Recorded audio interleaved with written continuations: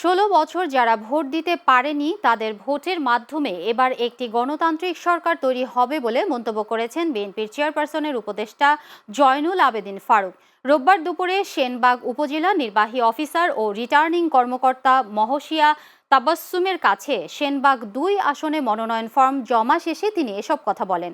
এ সময় উপস্থিত ছিলেন জেলা বিএনপির সদস্য আবদুল্লাহ আল মামুন, উপজেলা বিএনপির আহ্বায়ক মোক্তার হোসেন পাটোয়ারি, সাবেক উপজেলা বিএনপির সভাপতি তামান্না ফারুক ও সাত্তার পাইয়া ইউনিয়ন পরিষদের চেয়ারম্যান আব্দুর রহমান সহ অনেকেই।